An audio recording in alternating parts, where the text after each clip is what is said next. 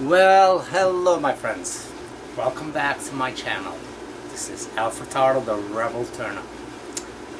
And with the changes that have been going around, well, at least in my shop, in between my work schedule that is, new things I don't know. Got my stickers made up. Got my ugly mug face, as Mike Walt says, on the center, and Rebel Turner. So I have been receiving stickers from my friends that I have requested. So Craig Hall, Ostinger Creations, sent me a card and his sticker. So that will be going up. My good friend Rob from Woodley Summercraft has also joined the club and sent me his business card. Good friend. Cheers, Al, Rob. And his sticker. He's got a rather small sticker. Rob, you gotta blow it up. I want it to be seen back there. Thank you. And let me see. And of course, 2 weeks ago, I received David Richard Dooley's and NASA MSA Wood Creations, Mike Atkinson, another good friend who never fails to comment on my videos. Anyway, these will be going up in the collection, as well as mines, and mines will be going up on the lathe, so I can remind myself that I am me. Anyway, today's topic, aside of this, is going to be probably one of the hardest topics to touch on, and that is deciding what to make. Not only deciding what to make, but wood selections. That has to be the hardest part of the turning, in my opinion. Sometimes we come out and we have a piece that's screaming out at you on what it wants to be, and I get all excited and go ahead and do what it wants to be because it's obvious. Other times the choices are not nearly as obvious, and we have to use our imagination. Our imagination or our venturing into the way we want things to be. Listen, I'll be right back. I'm gonna put these on.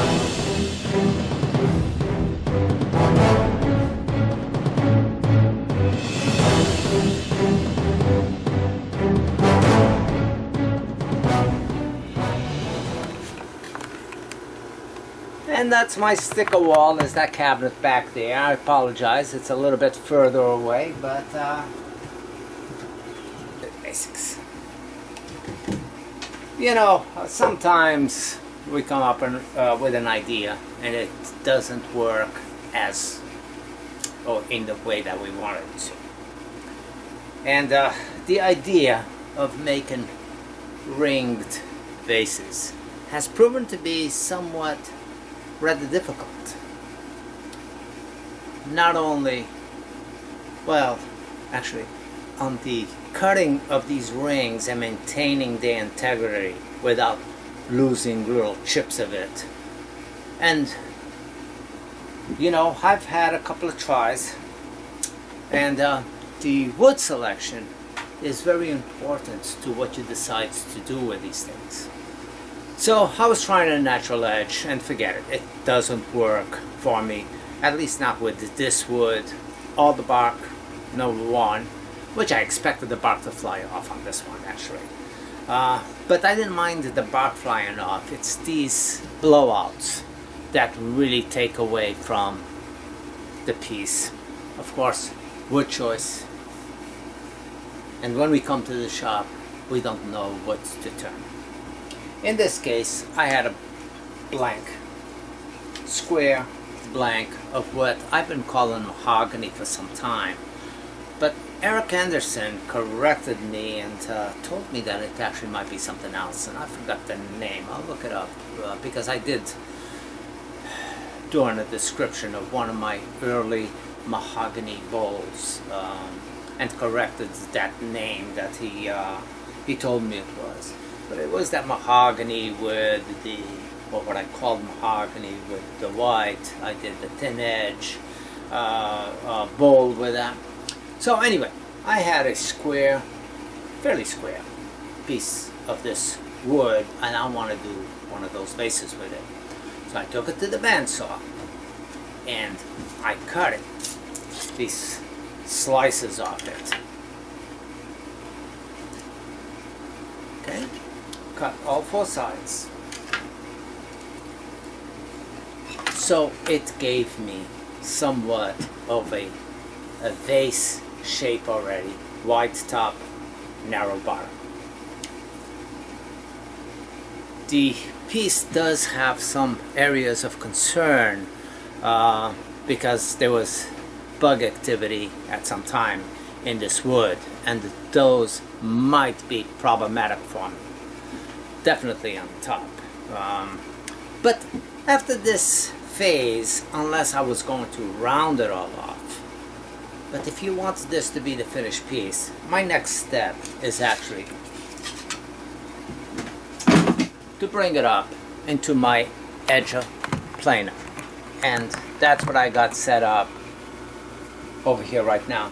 So I'm going to run all four sides on the edge planer to get rid of all my bandsaw cut marks and clean this up in the event that, that my rings work, I already have nice clean cuts on this. So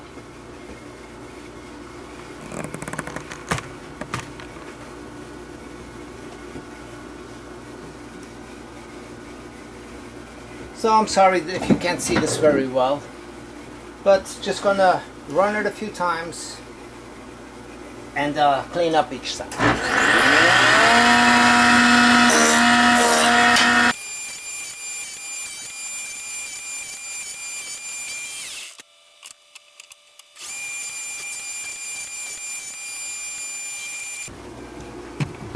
Okay, so I've taken all four sides on the planer, made it pretty true, eliminated some of this top eaten away area, but it might not affect me because I think what I want to do is create, leaving the bottom square, leaving the top square. I want to expose maybe a vase, something like this on the inside of this square piece. So the base will take small cuts, going deeper, deeper, deeper, and then back out again towards the top and maintaining square. I think that's the route that I want to attempt to go. So we will see how that works. With something like this, that you want to maintain the integrity of the design, it's crucial that you find centers. On something like this, I don't guess. I will find my center of the piece. So corner to corner.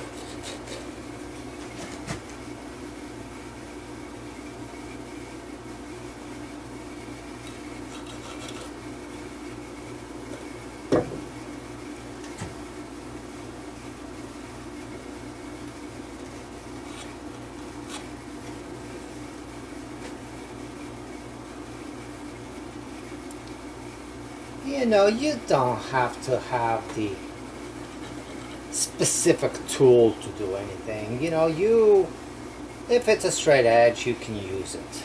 But if I have a ruler, it would look a lot better if I had a ruler doing this. But it does the same job. So I don't worry too much about what I do or how my approach is to certain things. I just look at it, getting it done the easiest way possible, and go on to the next thing. My time is very limited on the lathe. As much as I like spending time on the lathe, I don't have the time to spend on the lathe. So if there's any way that I can speed up my process, of course maintaining safe, I'm smack center on that. Always keeping safety in mind without dwelling on it.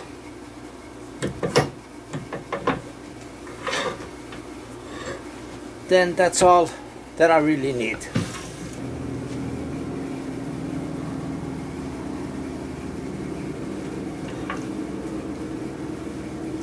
Now for this one, I decided to attempt to make a tool for this.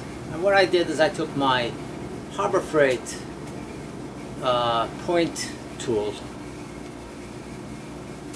or diamond tool, and I sharpened it up by removing the whole base of this and giving it a slight turn from this side. I have to look as to how it's going to cut, and right now the edge of this is higher than center, so I gotta lower my tool rest a little bit so I can be below center with the tip of this. So I will try. Now don't beat yourself up too badly if you do get a little bit of chip-aways. There's always a solution that you can go back and clean up some of these flyaways, which I'm sure they're going to happen. First thing I want to do is make a tenon right on the base of this to put it up on my truss. And the tenon also gives me a way to see how this is going to cut before I spend a lot of time into this. At least how that tool is going to cut.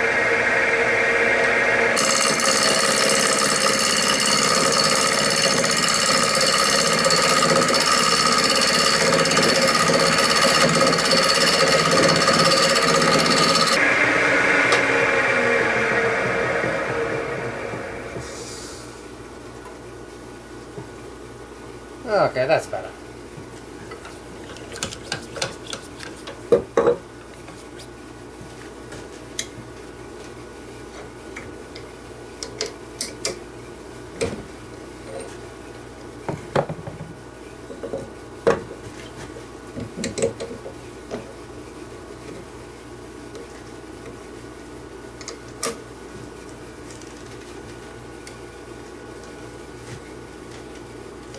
Now, I also see a little check mark over here that I want to make sure that I address.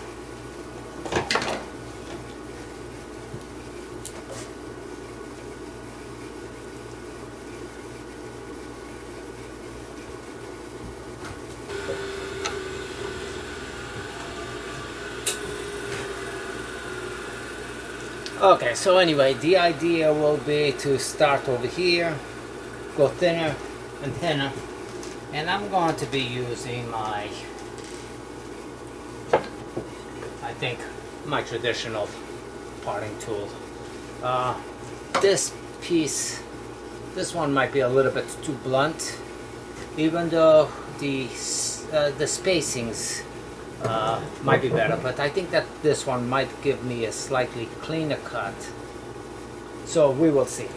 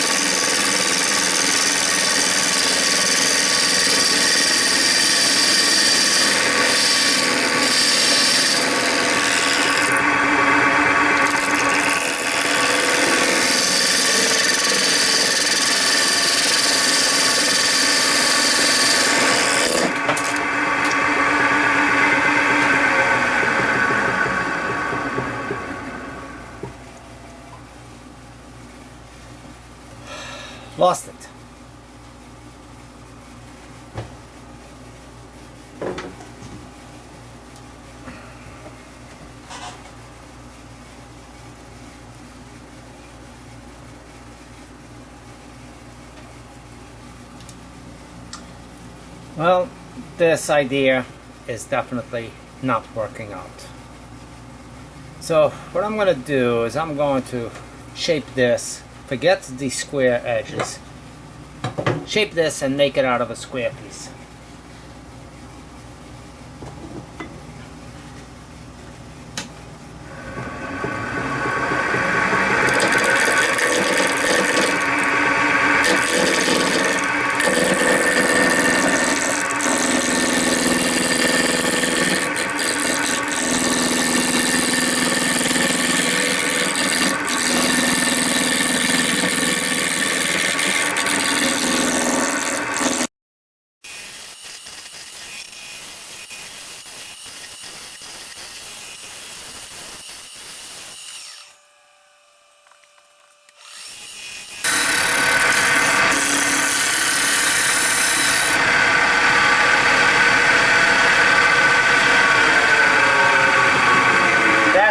Is 2100 RPMs. That's the way that you're going to be able to get some cleaner cuts on this as you go on. This line, well, that can stay there because that will be the determining line for my parting.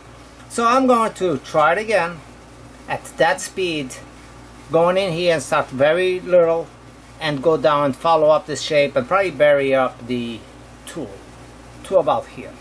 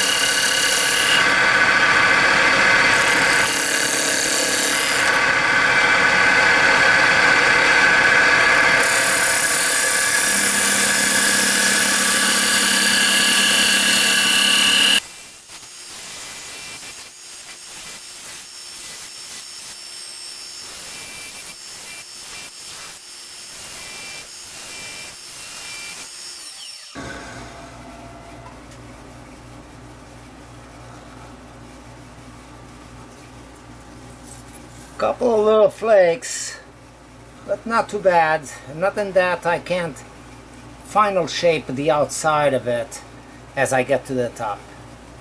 The spacing on this, this one is a little bit thinner, but it's the base of the transition, so that will work fine.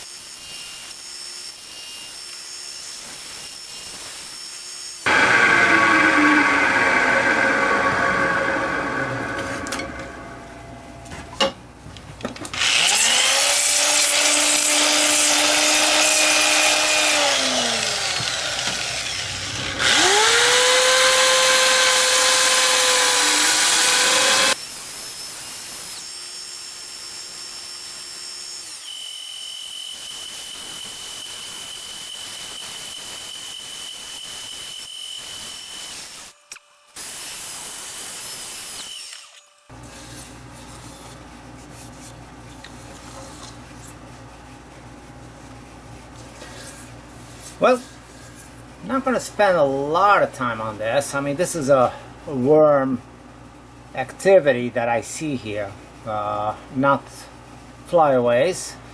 got a little bit of a deterioration mark going through here, which kind of is on the character of the wood, and again, not necessarily a work flaw, but because I want to make sure that this doesn't come apart later on, I'll put a little bit of CA on that, and that should camouflage pretty well with the lacquer finish on this, because that's the finish I'll be applying to this.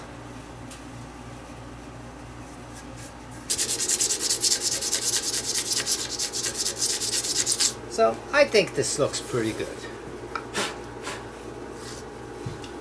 Now, a piece like that, the only finish that I can possibly do on that is a spray on. I can't possibly go in there and buff every one of these little ends. So let's take a look and see what it will look like. And it's funny, some comments that I get. Somebody, one of you, my subscribers and followers, said, "How you crack me up. You spray lacquer all over your chuck, your bedway." You know, God, it's a tool that I appreciate and I respect, but I'm not going to treat it like it's a delicate piece of machinery. It's a rugged piece of machinery, and a little bit of lacquer will protect it, not make it go bad. So if my chuck has a little lacquer spray on it, I mean, originally it was painted black, and guess what? That was black lacquer paint that was on there. So it has worn down and it's silver color. This will protect it from rusting and protect it even if it's, I got the different colorations, it doesn't matter. It's a protective coating the way I see it. And it doesn't build up enough on a bed to get in the way of anything. So let's go.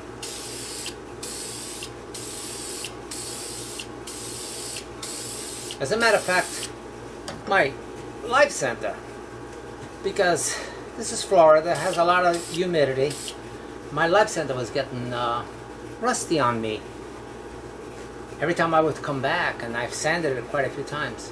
Since I've been sprayed a little bit of lacquer of it, it stopped rusting.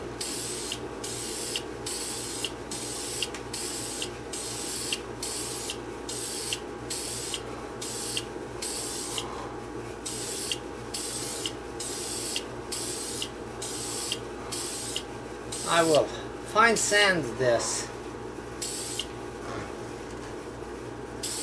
probably with steel wool in a little bit, and try to go inside of those grooves as well. But this is lacquer, dries very quick.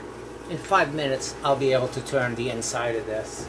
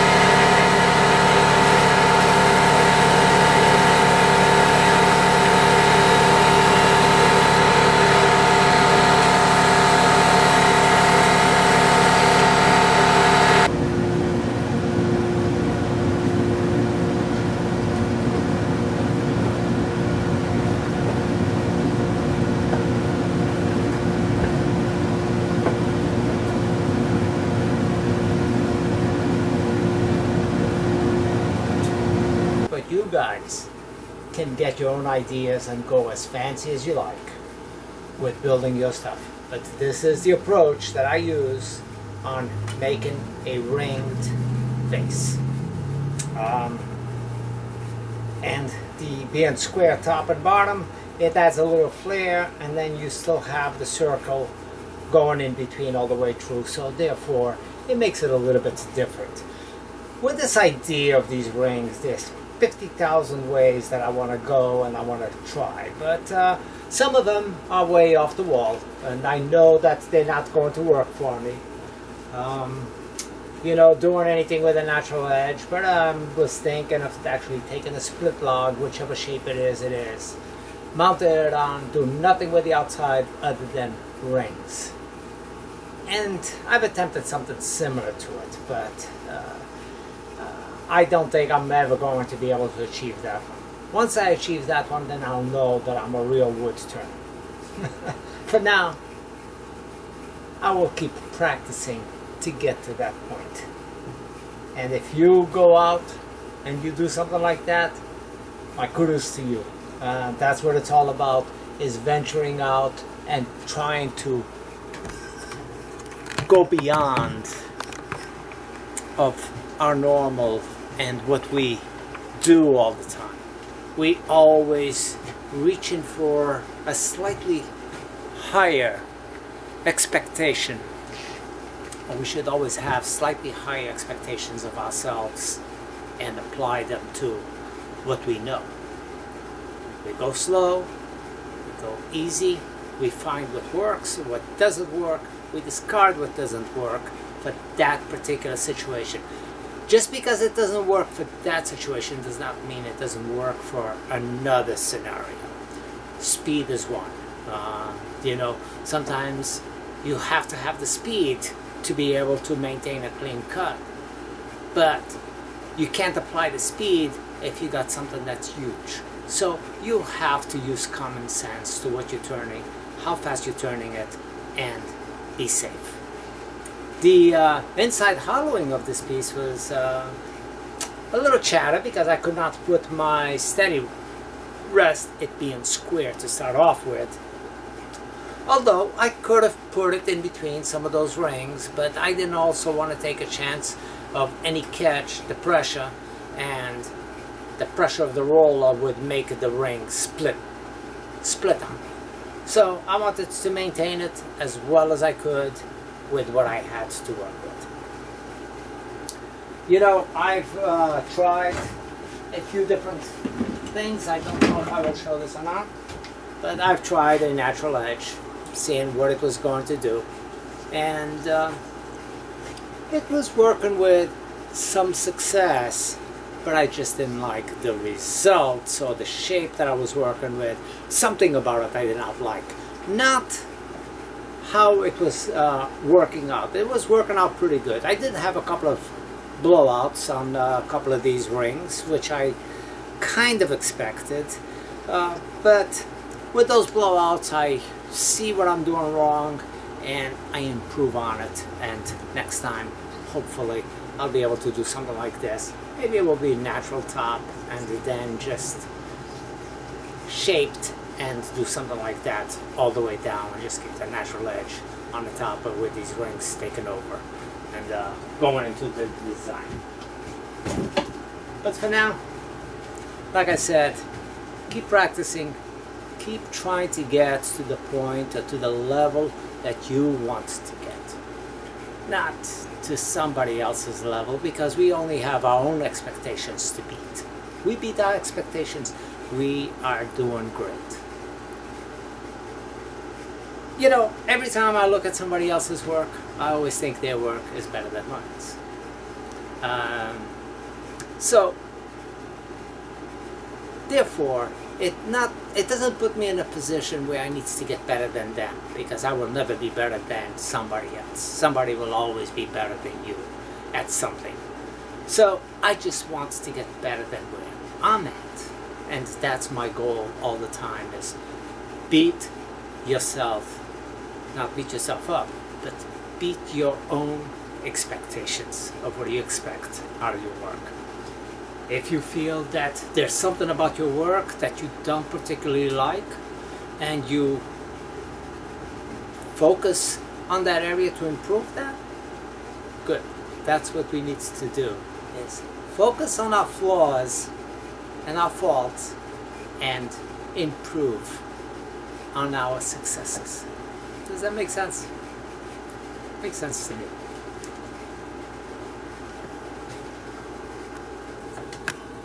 Well, time to go in there and flip this over and take care of the base. And just going to set it up in my comb. Put a little bit of paper towel in here to protect it, and that will do. Those of you who don't know, what I got is just a cone shaped. Doesn't matter if it's split up. It was an old piece of I believe sea grape, and I made a couple of tans for 2 different sizes. Since I got the oversized jaws that are deep jaws, this still works for me. If you have 2 sizes but they're both the flat jaws, this might not allow it to go into the second set of jaws. But what I have set up is the deep ones. It's these, and they're pretty deep, so that allows this to go in without bottoming out anywhere. Like I said, if you got this the low profile, this might get in your way. But if it does, you make different ones for different things. I use this all the time to finish up my pieces. And then I put it into whatever jaws I happen to have on the lathe at the time. I don't switch out jaws just for that phase of the turning.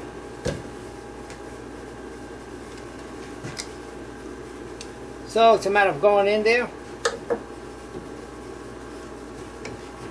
I can even use it on the reverse side.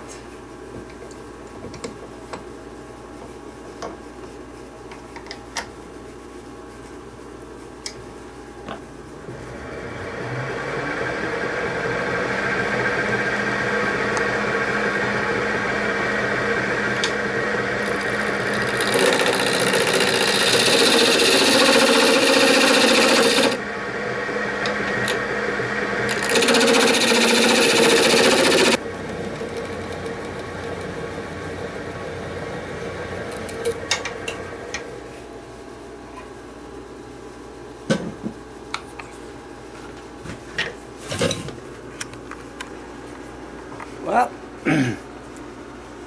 it's done. Got about 4 coats of sand, clear lacquer. I sanded some in between. Got rid of any bubbly and raised grains that showed up. Sanded almost down to the wood again and applied again, and then towards the end applied a few thin coats. So here it is. Inside, I can never get to the inside to show up very well, but it's got a nice finish for a lacquer.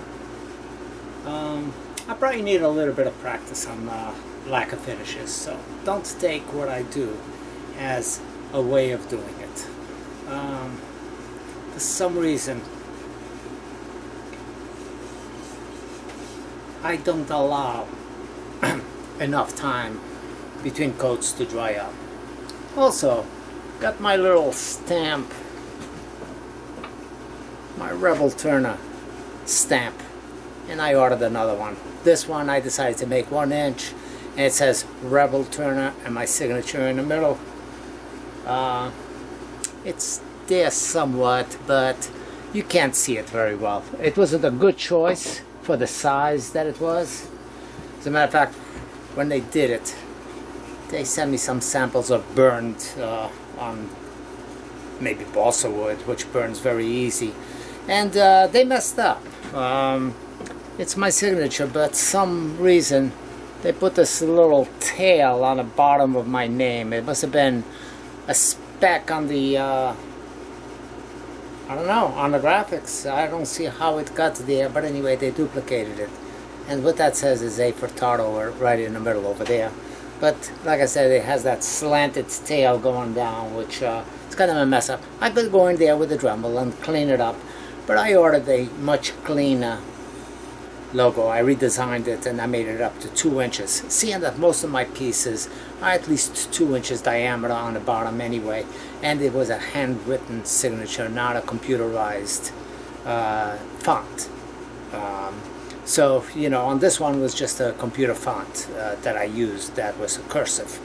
The one I got coming up is actually, I drew up my signature painfully many times, do it over, keep backing up the steps and go over again until I felt that I had somewhat of what my signature when I'm writing neat. My signature, I can't read it.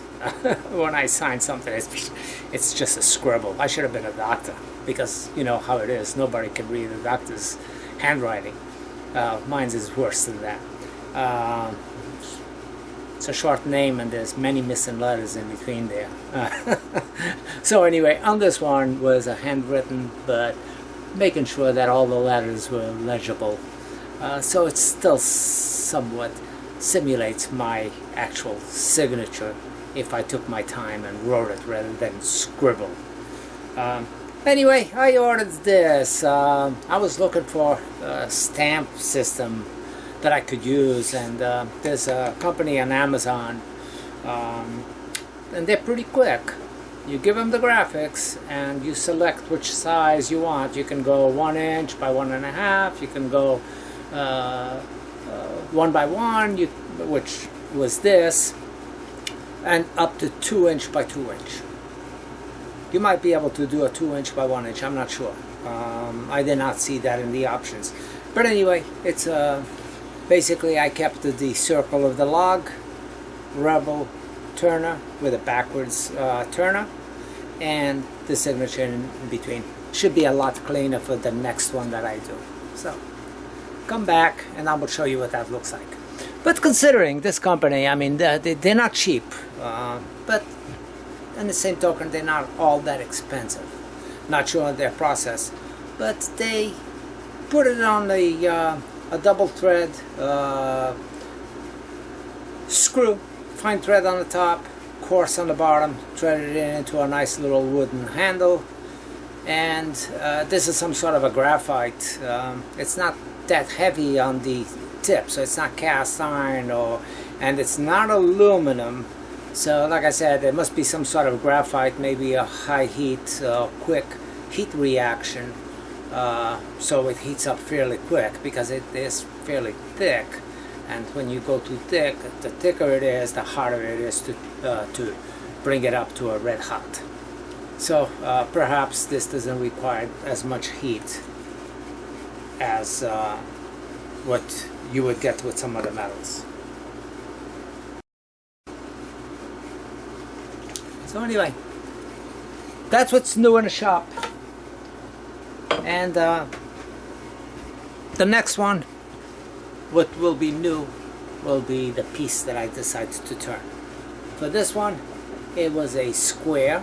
Started off with the square block, cut it in a bandsaw to the shape, the profile that I wanted, and then I trued it up. In this case, it wouldn't matter if I didn't true it up in the edge of planer, because I ended up sanding and I ended up going somewhat round. It's full circle towards the bottom, and it starts catching flat spots as it's going up. Gave me a nice profile, and the line in between of these rings follows up the profile of the vase that I wanted. So the depthness is about the same from I guess this ring as it's going up, and it diminishes as it goes up until they had nothing on the flat. And basically I'm looking at it from the top and going in, and I'm seeing where the last cut was, and just go based on that and to try to step it up without making it look like steps. The idea is to try to make it all gradually go up to that point, and it did a good job simulating that. The inside, I do have a little wormhole somewhere in there that was probably affected on the outside. The outsides, I do have a couple of small imperfection and bug holes that go through the piece, but nothing to deter me from the piece. It had a little bit of a check mark going through here, which is still visible. It's there, but again, it's a piece with a little bit of its own character, rather than too refined. I'm getting too old for this stuff. I can't wait till the day that I can be here and spend my time between this and possibly my other passion that I have, which is boating. So hopefully in the near future, when I'm ready, pick up a boat and spend time in boat areas. Thanks for watching. We'll see you with the next one very soon. Take care.